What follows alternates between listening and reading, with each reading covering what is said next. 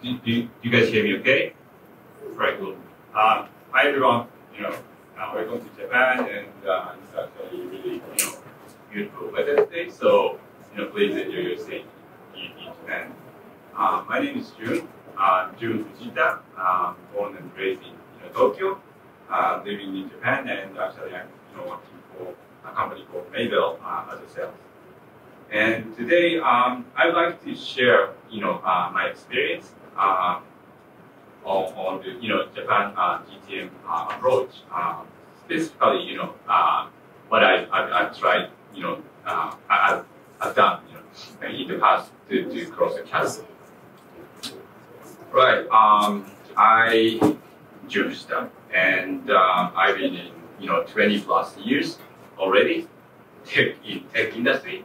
That means, I'm getting old, adult, and I've worked for, large companies like Motorola, SAP, and Microsoft. In the first, for the past part of my career, and then, I made a really, great, decision on my, career to join, smaller startups, and I've been spent, recent 10 years working for, mainly startups, and I had a, I was lucky to work for some, interesting companies like GitHub, or Zero, and mabl. And with those companies, I mainly, focused on the market entry, phase. So yeah, I'm gonna share some, I wouldn't say tips and tricks, but my experience.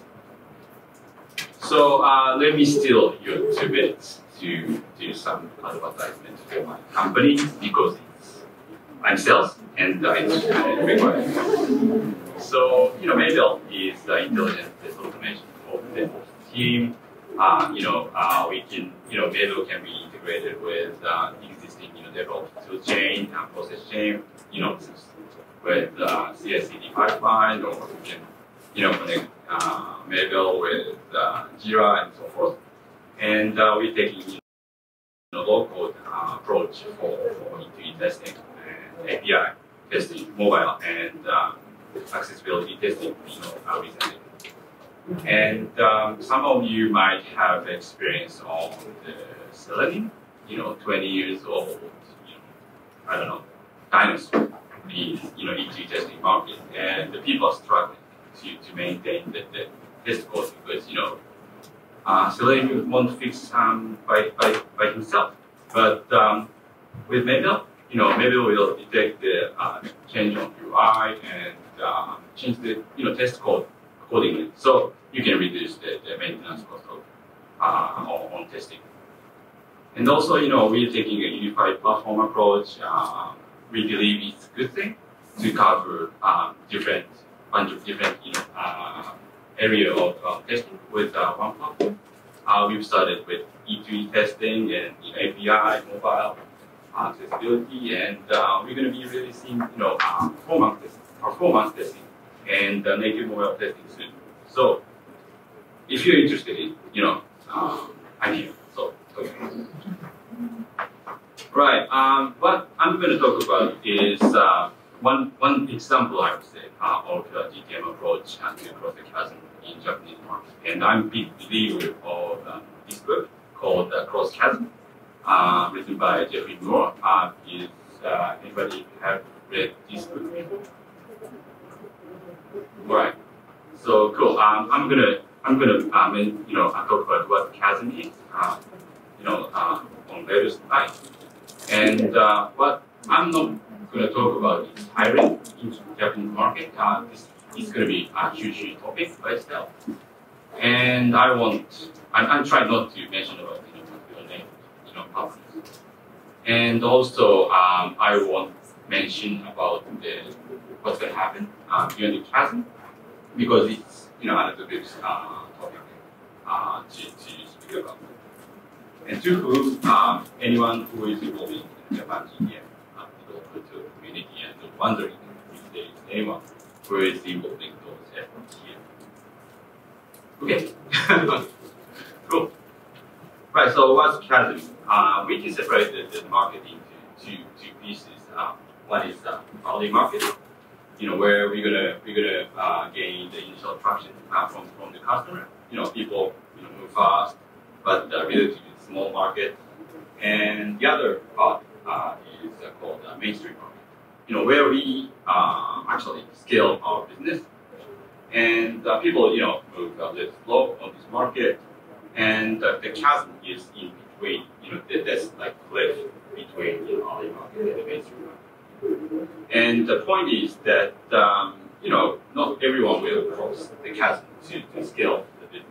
I mean, I've seen a number of the startups enter the Japanese market and get initial traction and excitement from the early market, but they decided to leave the Japanese market because they couldn't scale the business. And most of the case, that's because they couldn't cross the chasm. So this is kind of overview of key characteristics of the Japanese market. There are like 1.8 million companies in Japan, but we have only 1.8 K, 0.01% of entire space, who has 2,000 or more employees, big guys, and that's one characteristic. And the other thing I would like to highlight is that 70% of IT resources, meaning developers and QA testers, designers, and so on and so forth, those people are working for vendors. Vendor meaning like Accenture, Deloitte, PwC, in the United States or other part of the country. And in Japan, it means Hitachi, Fujitsu, NEC, and IBM, and so on and so forth. And lastly, I'd like to highlight that we are pretty low on the ranking on the US skill. I mean, there is an institution called EF, and they do annual research and they publish this ranking. And the most recent one consists of 111 non-English speaking countries, and we were ranked 80. So small number of large companies in Japan, just 1.8K versus there are same size of company, there are like 13K in US, and since IT resources for vendors, system integrators, and those guys plays major role in B2B space in Japan. And obviously with those things, people don't really speak English. So I mean, with those information, people come up with their GTM plan, and unfortunately, I've seen some anti-patterns of Japan GTM, and one of them is elephant hunting, meaning trying to acquire big guys from the beginning. I mean, kind of makes sense. This is only 1.8K large guy, so why not just reach out to them directly? Easy, but it's not. So they're really conservative, and they don't take a risk, and they'll buy only they will buy product only when they trust the product, and they will trust the product. No, I won't say only, but most of the time, if those products are introduced by their trusted source, in many cases, those are the vendors or system integrators. They who work closely with those large guys. So people might think, all right, partner is important, so let's work with partners from day one. I took this task. I won't mention about the name of the company, but still, I mean, by working with partner, maybe you can scale business, but you will lose the direct connection with the end customer. And what you're going to lose is that, direct feedback from the customer, which will be, really, really important, especially at the early phase of the market entry. You can polish, your product or service, based on the customer's feedback, and you can learn a lot about local competitors from the customer's voice and so on and so forth. And also, those guys, the system integrators or reseller or whatever partners, they deal with like hundreds of products.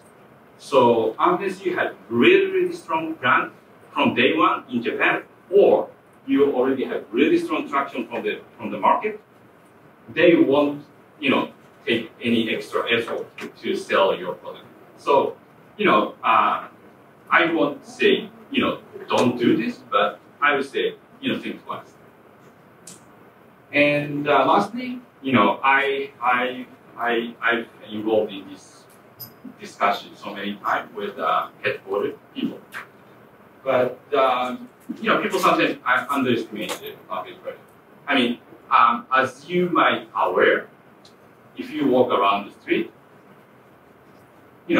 foreign. I mean, there is no English, or people that speak your language, of course. So every time, almost, I ask headquarters to hey, localize our product or website documentation, and they will say, well, that's a chicken and egg problem. We gotta sell first, then the investment will fall. But from my perspective, localization should come first, and I will tell why on later slide. So what should we do? Have a map first, and so you can understand where you are on the market entry journey, and identify and understand ICP, meaning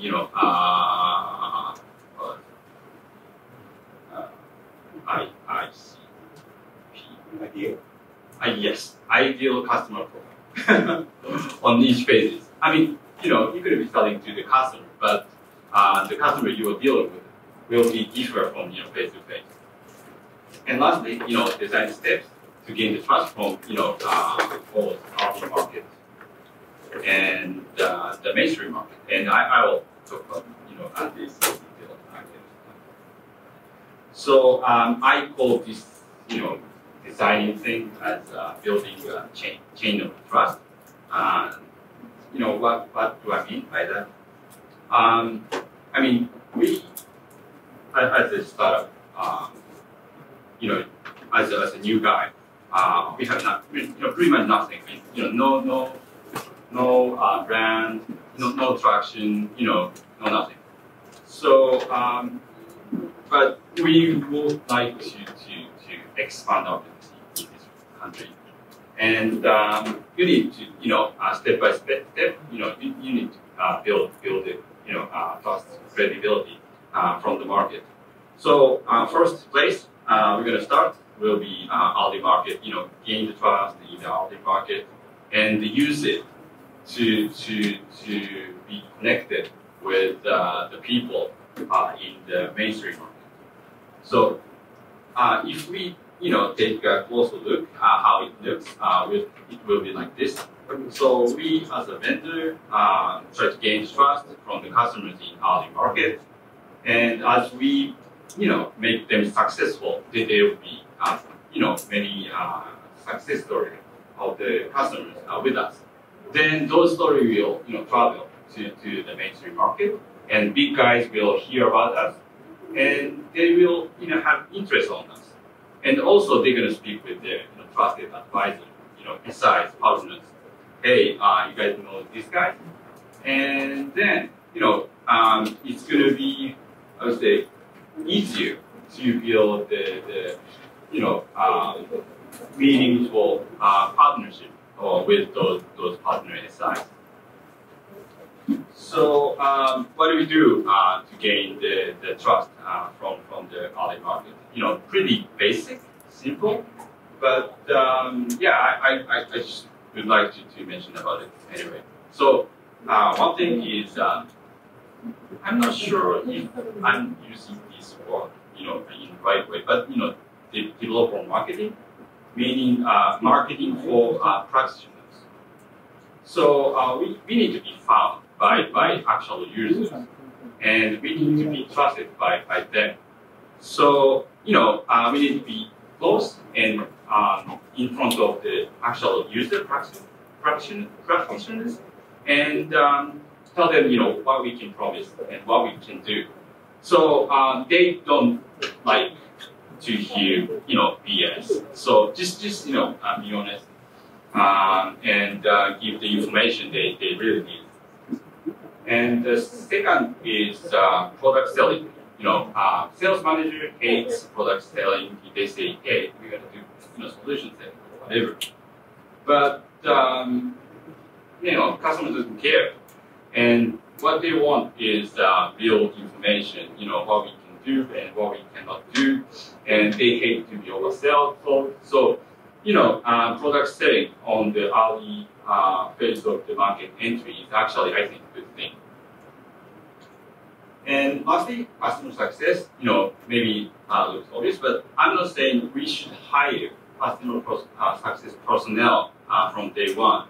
But what I'm saying is that every role, regardless of the role, we should have this, customer success mindset. I mean, we should focus on the long-term, benefit rather than short-term win. And we should be all in to make customers successful and gain the trust from them. As we, help the customer successful, so here's what's going to happen by doing those things. As we help customers to be successful, they actually become your fan, and those people will talk about us in public, like conferences like this, or blogs, or in a week, or in public. And more and more people will hear the real story, real success story about of those customers with us, and within early market. But as those story accumulate, that story will travel to the mainstream market, and those big guys will hear about us and start to reach out to us. So whenever I start the fund operation, I start with in early market, and after a while, I mean, you will see change on the kind of people reaching out to us, and you will see more known brands or large companies, and that's a sign of that we are about to cross the chasm. And actually, our story already has crossed the chasm. So if you or see those change. If we see those change on the customer reaching out to us, then we should be ready for the mainstream market. And I would like to mention another great thing to see in the early market. If we do it right, make customers successful, have them become fan of us, then not always, but oftentimes there will be customers, people who says, hey, we would like to, create. So mabl cases, mabl user community by ourselves. So that's great news. I mean, that's a place that people can share their experience, good and bad, unfiltered manner, and they will help our momentum in the market. So yeah, I mean, I'm really lucky to see, mabl JP, mabl's user community in Japan, get going, and yeah, that's something we want to see. Is there any sales people? Right. So yeah, if they are, I mean, the sad thing about this community thing is, I'm trying to find a nice word, but those unthoughtful salespeople try to sell to those community.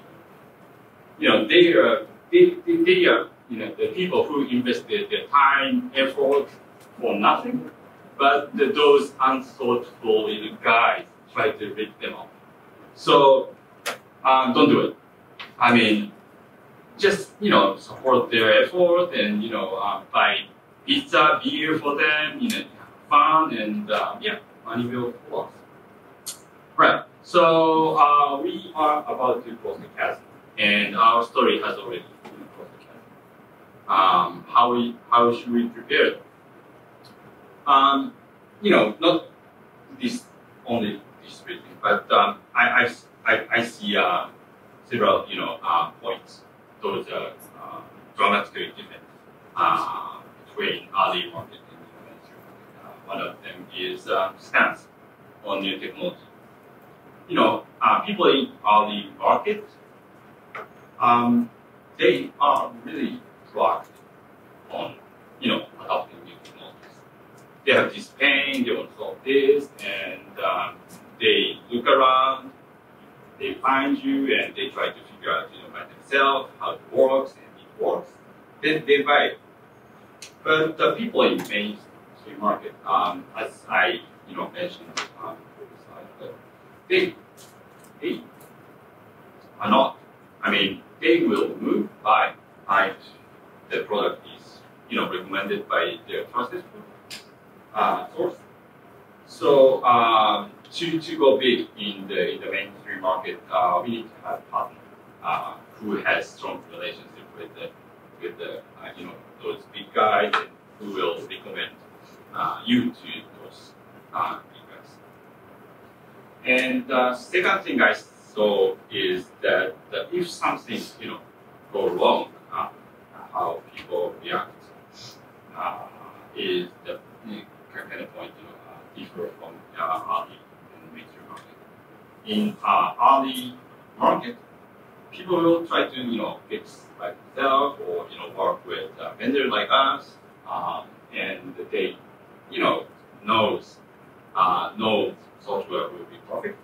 But people in the mainstream market, they just gonna ask us to fix it, and they would like to have the product to be perfect. It's not gonna happen. But so we need to have solid tech support in preferably local language to support those requests from big guys. And language barrier, as I mentioned, in early market, people don't really care. I mean, they don't love the fact that the UI or docs are not localized, but they will take extra effort to overcome the barrier by themselves, because they are so focused on solving their issue using the product they believe in. But for in the mainstream market, it's just going to be local. I mean, people will say, "Ooh, I don't know if we want to buy this product right now," but we will think about it once it's localized. So yeah, we need to have localized web, UI and doc to go big in mainstream market. So I'm going to explain a little bit about why partners are important in this market. Believe it or not, some large system integrators like NEC, IBM in Japan, they have like decades of relationship with the customer, and they know customers' IT environment better than customer themselves, and they act as trusted advisor for those large enterprise accounts, and act as like gatekeeper or even door opener. I mean, if they like us, then they will open the door. Otherwise, they're gonna just shut the door. So we need to work closely with the partners and yeah, I mean, gaining trust from them is key thing we need to do. And this is so, and also we need to select the partner wisely. Why? Because there are like 10K system integrators, 10K, but probably 10 or so system integrators are considered as tier 1, tier 2, and those tier 1, tier 2 SIs will dominate the customer touchpoint, or they will be called prime contractor with those large enterprises. So those are the company who's going to have direct reach to the customer, and who's going to have really strong influence on the customer's tech decision. So if you work with non-tier 1, tier 2 SIs, it's going to be different game. I mean, oftentimes they don't have direct connection to the end customer, so pick the one wisely, so you don't waste too much of your time there. And localization. I said Japan is ranked 80 at 80 out of 111 non-English-speaking countries on English skill. And one more data point I found was like this was conducted by one of the major publishers called Kadokawa, and they asked 1,000 adults to see if they are comfortable with using English in business occasion, and only 2.2% said yes. So yeah, English is actually mandatory from 7th grade until junior college, I believe. So I mean, our English education is not working. But so if you don't have localized UIs and docs, that's going to be the reason for the customer not to buy your product. And if you don't have support in local language, then it's going to be the reason for the customer to churn. So both land and expand will be a really difficult game if you don't have localized services, and also retention. But if you provide localized UI, docs, support, they will be delighted. But also, it's going to be the proof point that you are serious and you are committed to the Japan market. So you will gain another credibility from the market. And actually, oftentimes I speak with a large enterprise. They ask me this question: hey, you guys gonna be in Japanese market next 5 years? I was like, how should I know? But maybe. And the point is, they would like to, yeah, Japanese customers are pretty loyal, and they prefer long-time relationship. And I won't mention the name of the customer, but one of the largest, customer, they have this, untold internal rule. We will decide one product for one category, source code version control, GitHub, that's it. And they're not going to switch to another product, and they will commit to that product for the life. So it's really important to show the commitment to the customer, if you are. I mean, to do successful business up to you. So I would like to ask you, no offense to this company, but this is one of the major e-commerce site in Japan. And would you buy anything on this website? You would? Maybe not. Because if you are not Japanese speaker, you don't know what they say. You don't know what's going to happen. If you click here, there, same thing happening to Japanese customers. I mean, they were like, yeah, maybe I could click this button, but I'm not sure what's going to happen. So localization is really important factor to be successful here. So if you have fans and localized product and engaged partner, you're ready to cross the chasm. And the next step will be expand your business in the mainstream market. And I won't talk about the after chasm thing, but I would like to mention that being enterprise ready is the key for our success in the mainstream market. We need to tweak the way we sell, change the messaging, and so on and so forth. But yeah, being enterprise ready is the key for success. So recap, yeah, several points. Have a map. You don't want to get lost. You need to understand where you are, and by knowing where you are, you will figure out what you need to do.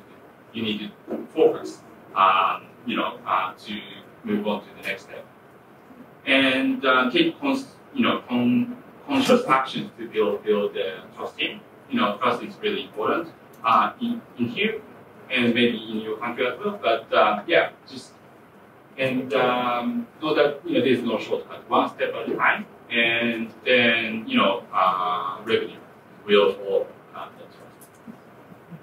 So and have a focus on customer success in our market and work with partners in mainstream market.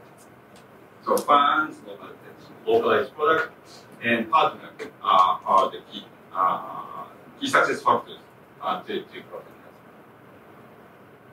Right. With that's it from me, and thanks for your time. And if you have any questions, feedback, feel free to reach out to me at Jun@mabl.com, or I'm going to be around this venue all day today. So just speak. Right. Thanks.